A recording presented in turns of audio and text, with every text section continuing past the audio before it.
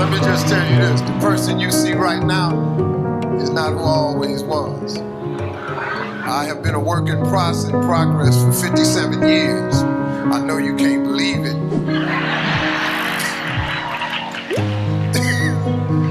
But I have been changed over the years. I'm going to try to share with you what I've learned in my lifetime. All the difficulties, all the ups and downs, all the mistakes, everything I've learned from it, and we'll just put it in a condensed package. Most of what I learned was from my father, who had no education at all. My daddy had a 3rd grade education. Smartest man I ever met in my life. I kid you not. If it wasn't for him, I'm not standing here today. So the trip I'm gonna take you on is to show you how I got to where I am. Through all the hardships, the failures, I was homeless. I lived in my car for 3 years, from age 30 to 33. Don't nobody know all of this. So the person you see on this end right now, it was a trip for me. It was a total and complete journey.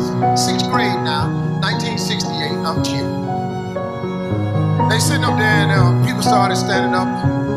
Brenda wants to be a doctor. Larry wants to be a lawyer. So I stood up and I'm thinking to myself, that is him. This is a gold star moment right here.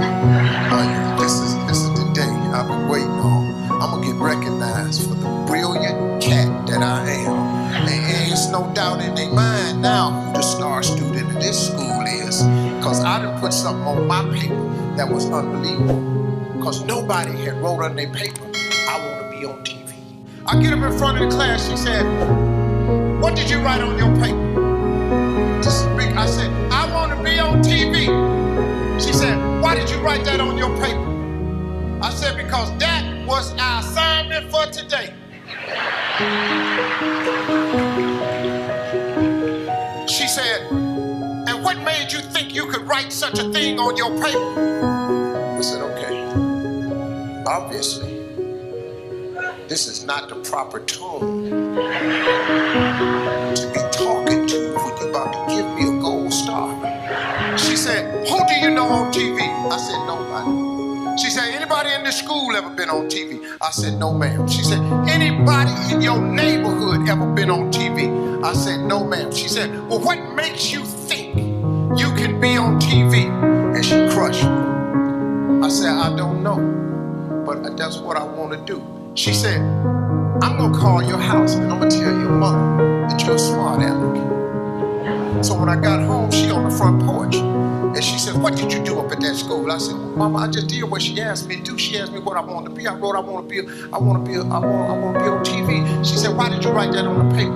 I said, because Mama, that's what I want to be. She said, when your daddy get home, I'm going to tell him you've been up at the school being a smart aleck. So he comes home, he takes his bath, and he's reading the paper, and afterwards, he said, boy, come in here.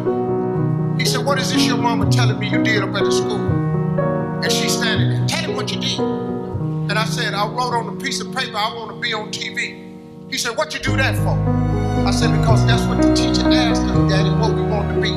She said, if you're being up there being smart, he gonna put a smart answer, he want to be on TV. My father looked at me and said, well, what's wrong with that? I said, okay. She was going, well, Slick, he gotta be more reasonable like the teacher said. He said, well, that don't make no sense if that's what the boy want to be. She said, he can't do what he want to do, got to do like the teacher say.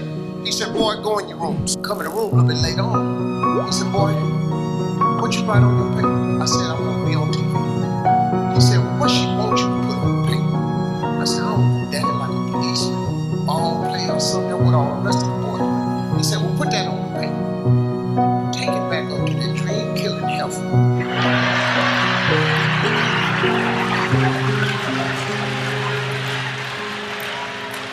So he said, now take that paper and put it in your drawer. He said, every night before you go to bed, read your paper.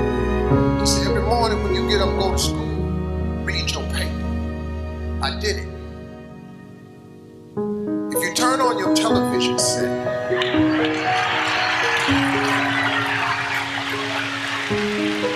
7 days a week, I'm on there somewhere. Because that is a principle of success that all successful people know. If it is written, so shall it be. That's the deal. If you don't have what you want in life, just check yourself. Is it written anywhere? Have you wrote it down? Have you claimed it? Have you laid it into faith? Have you willed it into existence? Has it become a law? Did you write it down? If it ain't written down, what you want? Now that teacher that gave me that assignment, just, she passed recently. She was an older woman. I loved her though. Every year, I sent her a flat screen TV.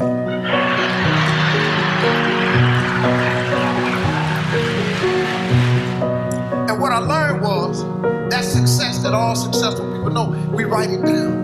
It's a vision board. You got to have vision boards, man. You ought to see what's on my laptop and my computer. Even I, with all God has blessed me with, I still have visions. A man without a dream or vision shall perish. You've all heard this. I just try to put it in a way where it's real talk. See, writing it down makes it doable. If you go through a school zone doing 35 miles per hour and the police stop you and a truck was blocking the sign that said 20 miles an hour, guess what? You still get the ticket. You know why? Because it's a written law. They put it into law. They wrote it down. The fact that you ain't read it, the fact that you didn't see the sign, tough. It's written. 20. You break the law, 20. You got to write it down. That's an important thing. See, here's a cold thing I learned. You got to fix your mindset. You change that. The moment you change your thought, your attitude determines your altitude. The moment you change your thought is the moment you change your existence. A flea is the smallest insect.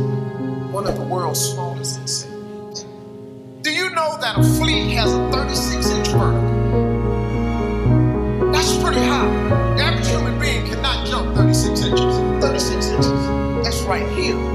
If you take that insect and you capture it and put it in a jar and put the lid on it, that insect still has a 36-inch vertical. You know what it does? It jumps 36 inches, but it hits its head and gets knocked back down. So he makes an adjustment. Since I'm getting knocked back down, I'm not going to jump my full potential. I'm just going to jump just enough so I don't get knocked back down. So,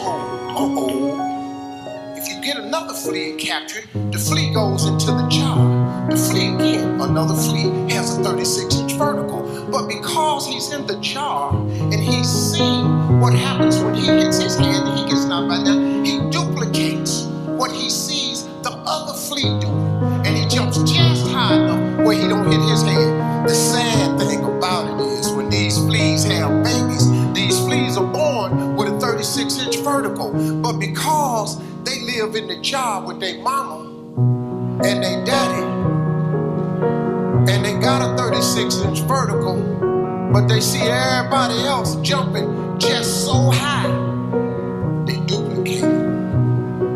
It becomes generational. It gets passed down. The parent ain't got enough sense to say, hey, I messed up my jump, but you though, you can still go 36. That's why we try to send our kids to college, even if we didn't finish college. We try to get them through school if we never went to school. Every person in here that's a parent wants your child to have a better life than the one you had. You got to. If you don't, there's something wrong with you. You want your grandkids, your children, have a better life than the one you had. What's the deal with the child? People duplicate what they see. You can't do that. Your brain is your lead.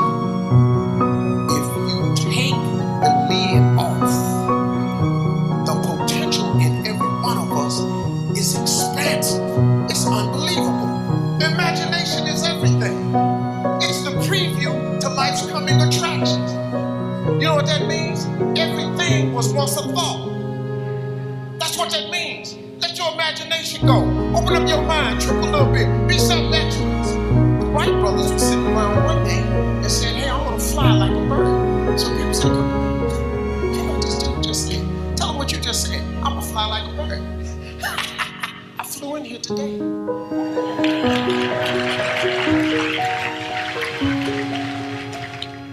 Folks, if imagination is everything, why not use yours? The possibilities in your life are endless, man. In order to be successful, you have to jump. It's hard. You got to jump. It's like you stand on the edge of a cliff. In order to be successful, you got to jump. Everybody in here has to jump. If you don't jump, you can't be successful. The problem is, when you jump, you don't know if the parachute is going to open. So fear freezes you. The fear of failure, you've all heard all this stuff. I just have a different way of it. The fear of failure is the number one cause of failure. It freezes you. But let me explain something to you. If you don't jump, here's the one thing that's guaranteed. When you jump, you don't know if your parachute will open. But here's a fact. If you don't jump, it ain't opening for sure. It don't open at all. There's no chance of you enjoying the ride. But now here's the deal when you jump. Listen to this. It ain't, I will tell you this. It ain't gonna open right away. You hear me? The parachute, I promise you that. When you jump, it's not opening right away. Oh, you're gonna get cut up. Because the parachute is not going to open right away. But see, and your parachute is success. Success. When you experience success, it opens the parachute. And now that fall is now a ride. It's an incredible ride. Your view is different. You see people on parachutes in the air all the time. You see them on TMZ. You cut on TV shows and watch people live their life. Stop watching people live a life you could be living. Jump. Jump. You got to jump. What you waiting on? It's safe right here, but it ain't about nothing right here. Living is different from existing. If you want to live, you got to jump. Just jump out there. God got you, but you got to jump. You got no life standing on this cliff, looking over, looking at everybody fly by, soar through the air like birds. You got to jump, man. That's the cold part. You got to jump. If you ain't never jumped, you don't even know if your shoe works. And quit talking about people. Look at you jump, get toe up on them rocks. I knew it. I knew it. I knew it. He didn't jump out there far enough. I saw it. Well, hell, jump out there far enough then. Show him how far to jump. You got to jump. You don't jump? Well, sit there. Parachute on your back. Safe.